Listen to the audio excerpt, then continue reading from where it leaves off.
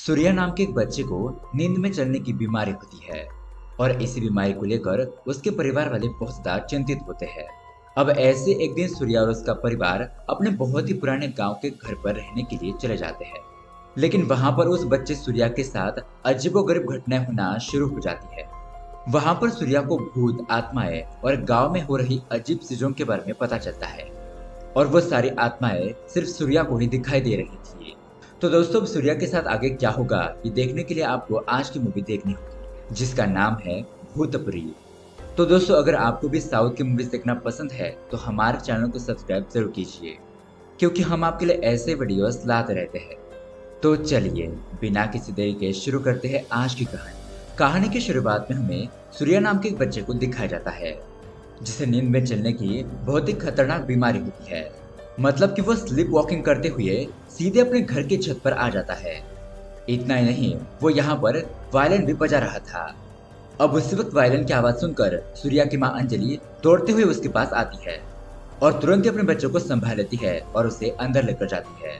अब उसके अगले सीन में हम देखते हैं एक दिन सूर्या के माता पिता सूर्या को डॉक्टर के पास लेकर आते हैं। चेकअप करने के बाद डॉक्टर सूर्या की हालत के बारे में उन दोनों को बताने लगते हैं, जिस पर वो कहते हैं कि यह नॉर्मल है, इस बीमारी में ऐसा होता रहता है। मैं कुछ दवाएं लेकर देता हूँ, आप उसे टाइम पर देते रहना जिससे कि वो ठीक हो जाएगा। लेकिन सूर्या की माँ अंजलि को ये चीज थोड़ी नॉर्मल नहीं लग रही थी। उसे लगता है कि यहाँ पर कुछ न कुछ गड़बड़ है। डॉक्टर उसको समझाते हैं कि देखिए, आप अपने बच्चे को कहीं पर घुमाने के लिए लेकर जाइए। बाहर जाने के बाद आपके बच्चे को अच्छा लगेगा और उसका मन भी हल्का हो जाएगा जिससे कि उसकी जल्दी ठीक होने के चांसेस बढ़ जाएंगे। तो फिर डॉक्टर की बात मानकर सूर्या के माता पिता कुछ दिनों के लिए सूर्या को लेकर अंजलि के गांव आ जाते हैं। यहाँ पर उनकी एक हवेली होती है और यहाँ पर कोई भी ना रहने की वजह से वो एक खंडर बन चुकी होती है। और वैसे देखा जाए तो यह हवेली 70 साल पुरानी होती है। यह हवेली अंजलि के दादाजी काला ठाकुर ने बनवाई थी, जो इस दुनिया में अब नहीं रहे और ना ही उनका कोई वारिस बचा हुआ है। अब उनका खानदान सिर्फ सूर्या की वजह से बच सकता है क्योंकि अंजलि भी इकलौती होती है।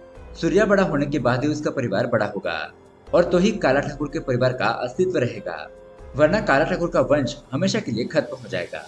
अब दोस्तों, ये सब कुछ बातें मैं आपको इसलिए बता रहा हूँ क्योंकि आगे चलकर हमें इसकी बहुत ज्यादा जरूरत पड़ेगी, इसलिए दोस्तों इस बात पर ध्यान दीजिए। खैर, अब हवेली के अंदर आने के बाद सूर्या के पिताजी के दोस्त राजू उन्हें हवेली के बारे में बताते हैं कि यह हवेली बहुत ज्यादा पुरानी हो चुकी है और यहाँ पर आप बहुत सालों बाद आए हैं, इसलिए कोई भी परेशानी ना हो, इसलिए मैंने बनवारी काकू को यहाँ पर काम पर रख दिया है। वो आप लोगों के लिए खाना वगैरह बनवा कर रख देंगे। अब उसके अगले सीन में हम सूर्या को देखते हैं जो गांव में टहलने के लिए जाता है ताकि यहाँ पर थोड़ा आनंद ले सके। अब यहाँ पर एक जलेबी वाले से बात करने पर सूर्या को ये बात पता चलती है कि इस जगह पर दुर्गावरी नाम का एक जंगल है और गांव के लोगों का ऐसा मानना है कि वहाँ पर भूत रहते हैं। लोगों ने वहाँ पर एक डायन को भी देखा है जो दुल्हन के कपड़े में घूमती रहती है और किसी की हिम्मत नहीं होती उस दुर्गावरी के जंगल में जाने के लिए।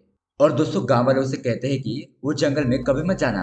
और ये सब कुछ सुनकर सूर्या हैरान रह जाता है। अब दोस्तों, उसके अगले दिन हवेली में कुछ लोग आते हैं जिन्होंने खुद को भगवान के रूप में ढाला हुआ था। वैसे तो ये लोग यहाँ पर पैसे मांगने के लिए आए होते हैं और सूर्य ने तो पहली बार ऐसा कुछ देखा था, इसलिए वो उन लोगों के साथ घर से बाहर निकल जाता है और उनका पीछा करते करते वो उस दुर्गावरी के जंगल में पहुंच जाता है। उसे पता ही नहीं चलता कि वो कब यहाँ पर पहुंच गया। अब यहाँ पर आने के बाद उसे डर भी लगने लगता है, इसलिए वो अपना डर दूर करने के लिए बांसुरी बजाने लगता है। तभी बांसुरी की आवाज सुनकर वहां पर भानु नाम की एक महिला आती है और यहाँ पर हमें पता चलता है कि ये भानु कोई इंसान नहीं बल्कि एक आत्मा है। जी हाँ दोस्तों, और सूर्या बड़े ही आराम से उस आत्मा को देख पा रहा था। अब ये देखकर भानु भी हैरान हो जाती है कि ये बच्चा मुझे कैसे देख सकता है, बल्कि मैं तो एक आत्मा हूँ।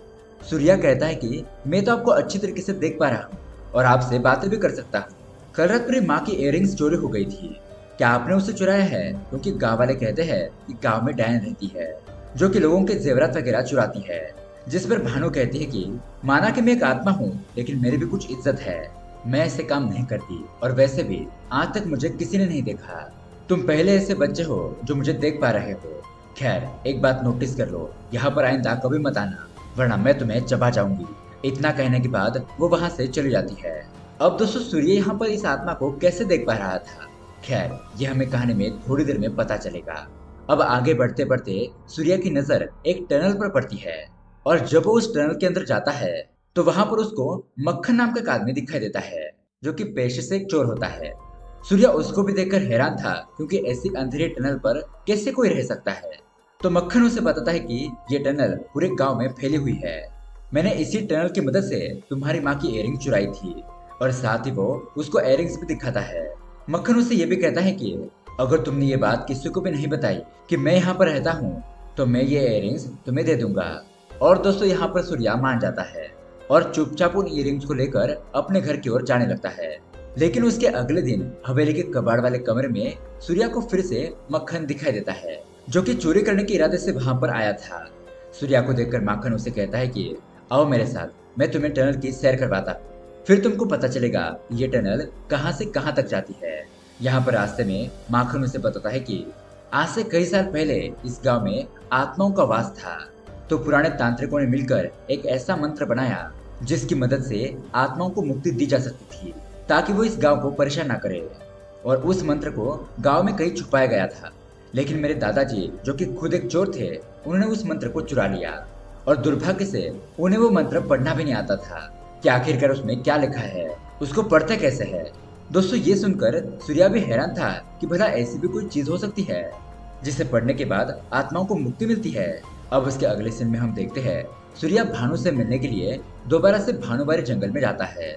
वहां पर आने के बाद भानु उसे कहती है कि मैं जान चुकी हूँ कि आखिरकार तुम मुझे कैसे देख सकते हो। हाँ, क्योंकि तुम काला ठाकुर के खानदान से हो जो पहले इस गांव के तांत्रिक भी थे। तुम उस खानदान के आखिरी वारिस होने की वजह से काला ठाकुर की कुछ शक्तियां तुम्हारे अंदर भी आ गई है और यही वजह है कि तुम मुझे देख पा रहे हो। भानु उसे आगे ये भी बताती है कि काला ठाकुर एक तांत्रिक था जिसके पास भूत शक्ति थी। वो आत्माओं को देख सकता था और उनसे बात भी कर सकता था। अब उसके बाद यहाँ पर भानु उसे अपने बारे में भी बताती है। इसके बाद दोस्तों हम भानु के पास में चले जाते हैं जहाँ पर हम देखते हैं कि असल में भानु एक विधवा होती है जिसके पति की मृत्यु हो चुकी थी। लेकिन भानु को हर रात दुर्गा बारे से बच्चों के रोने की आवाज आती थी और अब इसी चीज का समाधान लेने के लिए वो अपने पिताजी के साथ काला ठाकुर के यहाँ पर गई थी। जिस पर काला ठाकुर भानु के पिता से कहता है कि देखो, भानु की उम्र अभी भी दोबारा से शादी करने की है, वो जवान है और उसके बच्चे भी नहीं हुए हैं और इसलिए उसे ऐसी आवाजें सुनाई दे रही है। अगर उसकी दोबारा से शादी हो जाएगी तो सब कुछ ठीक हो जाएगा। इसलिए भानु के पिताजी अपनी सारी जमीन जायदाद बेचकर भानु की शादी के लिए पैसे जुटाते हैं।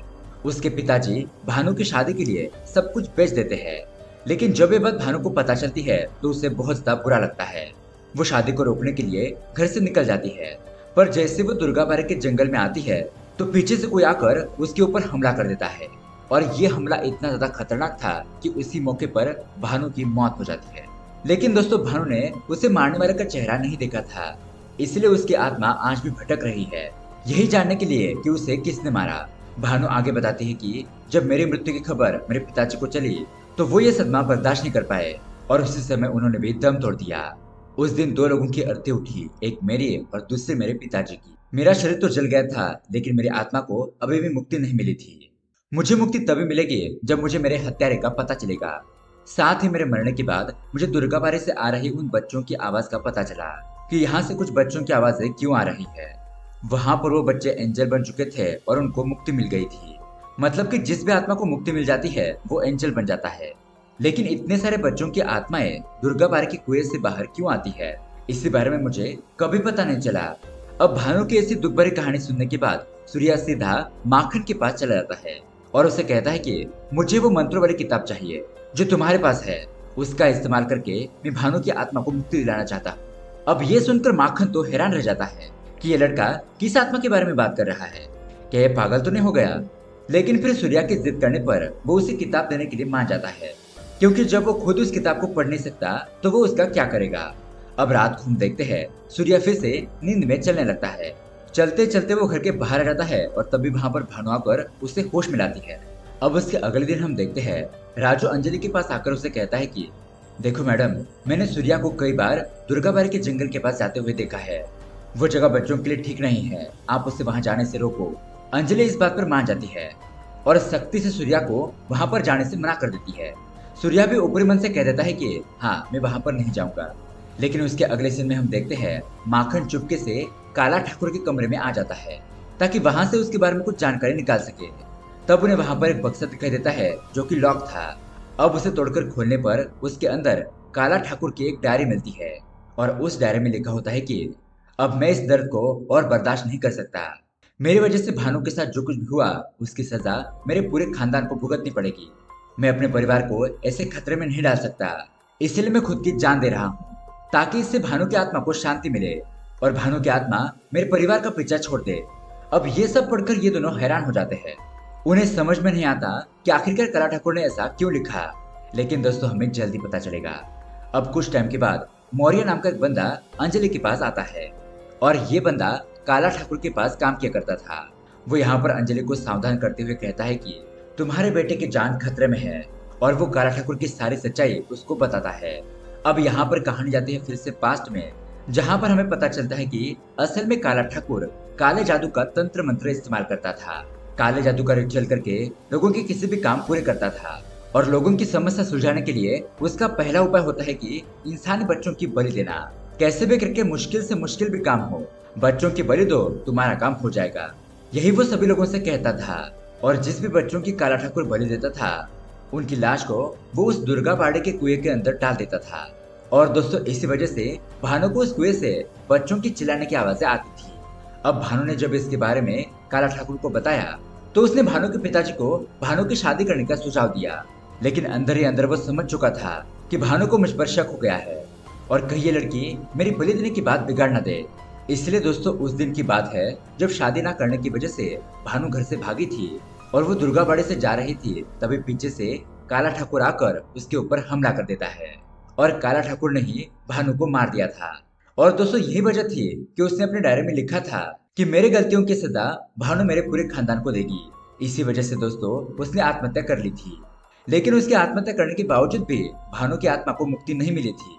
अब वो बंदा अंजलि को आगे बताता है कि भानु की आत्मा को सिर्फ एक ही चीज से शांति मिल सकती है और वो है काला ठाकुर के पूरे परिवार को खत्म कर देना।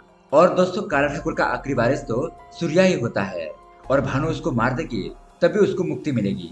इसलिए तुम्हें और सूर्या को यहाँ से चले जाना चाहिए, वरना सूर्या की जान को खतरा हो सकता है।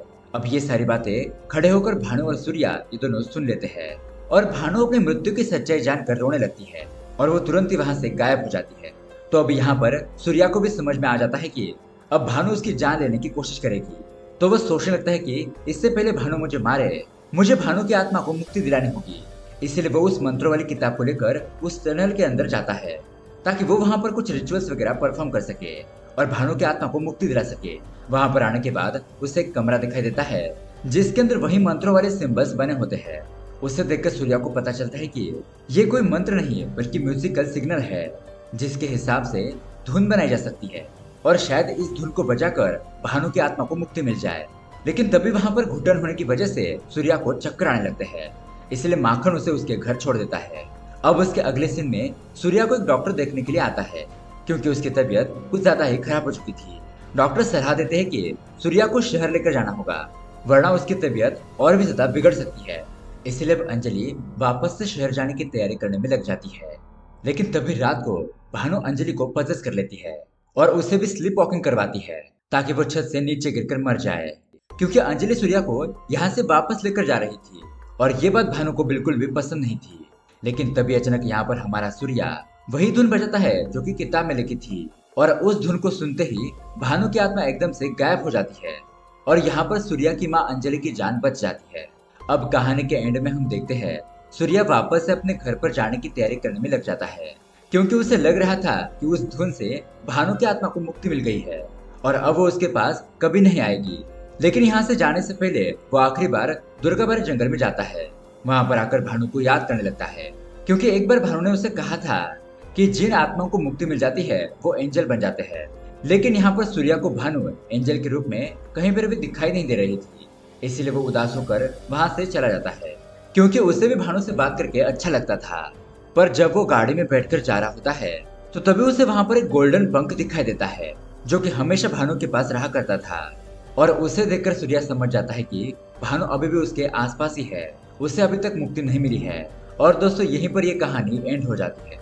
दोस्तों कहानी के एंड में ये बताया नहीं गया है कि भानु को मुक्ति मिली है या नहीं, और शायद भानु को मुक्ति नहीं मिली होगी क्योंकि सूर्या उसे अच्छा लड़का लगता था और वो उसे नहीं मार सकती थी। अपने आप को मुक्ति दिलाने के लिए एक बच्चे को मारना ये एक बहुत ही सेल्फिश बात होगी और भानु ऐसा नहीं करेगी। तो दोस्तों, ये कहानी आपको कैसी लगी हमें कमेंट करके जरूर बताइएगा। साथ ही ऐसे ही अमेजिंग मूवी देखने के लिए हमारे चैनल को सब्सक्राइब जरूर कीजिए। मिलते हैं अगले वीडियो में। Thanks for watching.